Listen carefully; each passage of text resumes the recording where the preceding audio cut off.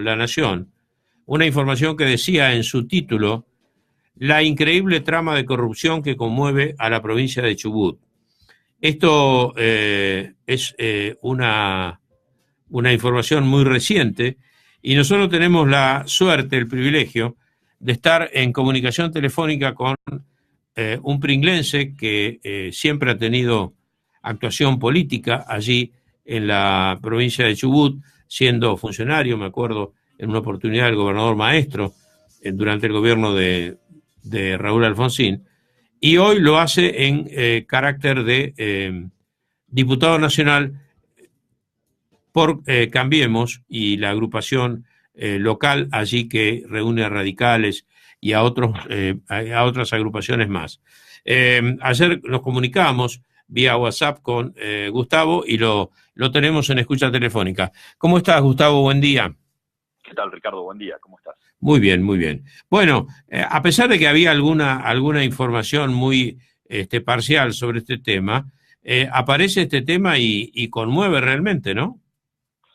Sí, lo que ocurre es que la provincia del Chubut tenía ingresos muy importantes, sobre todo por el precio del petróleo. El barril llegó a valer $140, bueno, una condición, un contexto muy favorable. Eso hizo que durante el gobierno de Las Neves, especialmente en los 2 primeros mandatos, se manejaran recursos enormes para construir un relato mediático similar a lo que hizo el kirchnerismo a nivel nacional, ¿no?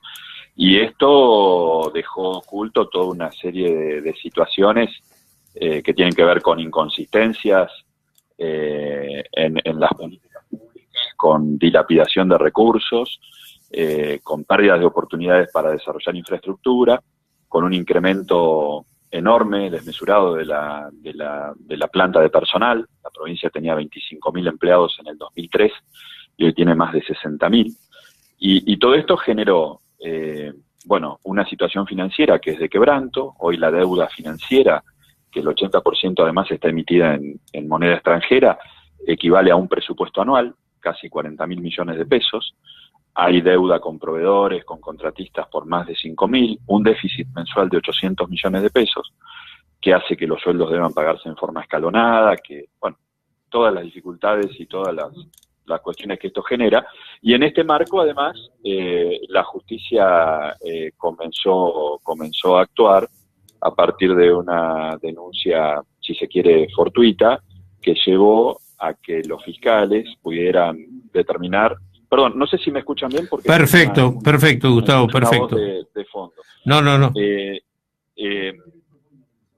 Decía que permitió ver esto, un entramado en donde, la obra pública, básicamente buena parte de las empresas contratistas hacían obras con sobreprecios, y estos sobreprecios volvían a funcionarios muy cercanos al exgobernador, que además llevaban una contabilidad, entre comillas, muy prolija. Y en los allanamientos se pudo acceder a esos listados en donde está enunciado tanto los aportantes como los beneficiarios de esos dineros mal habidos, ¿no? Y esto llevó, a detenciones de funcionarios, exfuncionarios, a empresarios de la construcción, de la obra pública, que además, uno de ellos, gerente de una empresa muy grande de acá, que además fue presidente de Vialidad Provincial en el primer mandato de Las Neves, mencionó directamente al exgobernador de Las Neves como uno de los partícipes de la organización. ¿Estaríamos ante una suerte de manipulite chubutense? Y algo así, sí, en realidad son 2 causas. Hay otras, además, por otros fondos federales con asignación específica, pero hay 2 en donde, la prueba es muy contundente, es documental, más allá también de intervenciones telefónicas y demás.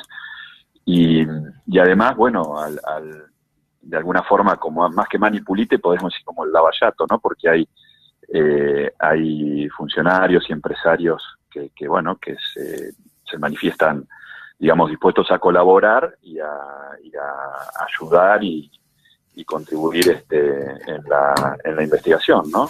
En su rol de partícipes, en donde bueno, mecanismos, digamos, similares a lo que se denomina delación premiada. Gustavo, el hecho de la desaparición física de Das Neves, vos hablabas de una doble contabilidad o algo parecido. La desaparición física de Das Neves hizo también de que se produjeran problemas naturales de la herencia política, ¿verdad? Sí, sí, era un liderazgo muy caudillesco, digamos, con buena dosis de autoritarismo, pero la situación ya venía resquebrajada porque el quebranto de las finanzas públicas ya era inocultable, digamos, ha habido por eso mismo mucha emisión de deuda, ¿no? Porque en lugar de hacer las políticas para, de alguna manera, reducir el gasto y ordenar las cuentas públicas, lo que se hizo fue seguir con ese festival y tomar deuda de corto, de mediano, de largo plazo, emitida incluso en moneda extranjera, y bueno, y eso provocó este colapso, ¿no? Pese a que no es una crisis de ingresos, porque la verdad que los ingresos por coparticipación, justamente el domingo, ayer había un informe, crecieron interanual el 40%, es decir, crecieron en forma no solo nominal, sino real, porque está por encima de la inflación, y además, acá había una crisis importante por la caída del precio del petróleo en el último año, llegó a valer $40 el barril, pero en este momento el barril de petróleo está a $70, es decir, que eso, la actividad privada vinculada a lo hidrocarburífero se está moviendo bien, eso implica mayores regalías para la provincia, que es casi un tercio de sus ingresos presupuestarios, y además con la devaluación, es una commodity que tiene un valor en dólares, es decir, que la devaluación también hace que se incrementen esos recursos. Es decir, claramente no es una crisis de recursos, sino que es una crisis que la financiera, me refiero, que está por el lado de gastos improductivos y excesivos, y además todo lo que después involucra la amortización y los servicios de esa deuda enorme que se ha contraído desde el 2004 para acá. Gustavo, sé que tenés poco tiempo, así que vamos a ir a dos o tres preguntas puntuales. Vos estabas hablando de una duplicación, o un poco más que duplicación, de los empleados públicos, hecho que ocurrió en nivel nacional, y estás casi patentizando una situación muy similar a la provincia de Santa Cruz. Bueno, acá, digamos, en el país, de algún modo se hizo una frase, estar mejor o peor que Santa Cruz, ¿no? Porque de alguna manera la provincia que resumía lo que era la mala administración, la corrupción, el endeudamiento, y cuando asume Arcioni como gobernador por la muerte de Das Neves, él hizo una expresión que después hizo historia, ¿no? Que es, Chubut está peor que Santa Cruz. Y la verdad que tenía razón, más allá de que las responsabilidades de los que han venido gobernando de 2003 para acá, eso es así, porque el déficit es enorme, 800 millones de pesos abajo todos los meses es algo muy difícil de levantar, pero a eso, que es similar a lo de Santa Cruz, hay que sumarle que la deuda financiera de Chubut es mucho mayor. Santa Cruz no es una provincia tan endeudada, tal vez sí endeudada en lo que se llama deuda flotante, deuda con proveedores, con contratistas, pero no deuda financiera.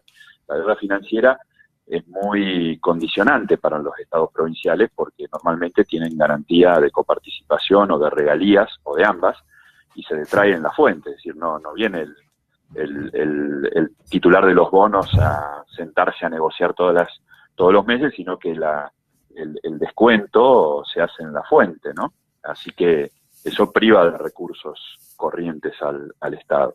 Gustavo, la última pregunta tiene que ver con los fondos especiales. ¿Hay aparentemente un manejo ahí indebido de fondos destinados en su momento a este desastre ocurrido en la ciudad de Comodoro Rivadavia? Bueno, en realidad la investigación se inicia por esto, por fondos que tenía que derivar provincia al municipio y por donaciones, y aparentemente una secretaria de un ministro deja un sobre anónimo en legislatura, que es lo que motiva que se formule una denuncia penal, y luego, si se quiere, las cuestiones de la emergencia son anecdóticas, ¿no? Después eso fue lo que permitió llevar después a determinar la existencia de una organización, de una organización que en forma sistemática generaba sobreprecios en la obra pública para luego dar lugar a una especie de caja negra de la cual se hacían estos pagos de sobresueldos y demás, que el Procurador General de la provincia estima el perjuicio fiscal hasta este momento en 800 millones de pesos, ¿no? Para que tengas una idea de la magnitud del monto comprometido en esta defraudación. Gustavo, sé que tenés una mañana complicada, te agradezco muchísimo tener un pringlense ahí tan lejos y tan cerca, ¿no? Pero traduciéndonos esta situación que está un poco ignorada a niveles nacionales, destapa ayer justamente La Nación esta situación. Te agradezco mucho, te mando un abrazo. Bueno, muchas gracias, un gusto, un abrazo grande. Gustavo Mena, diputado nacional por la provincia de San Luis, por el espacio Cambiemos y por una agrupación provincial que también hay dos diputados, uno es una mujer y Gustavo digamos, ahí hay un 50% de participación de mujeres y hombres, y nos ponía al tanto de esta situación, ¿no? Atenti para seguir este caso porque va a tener seguramente repercusión nacional.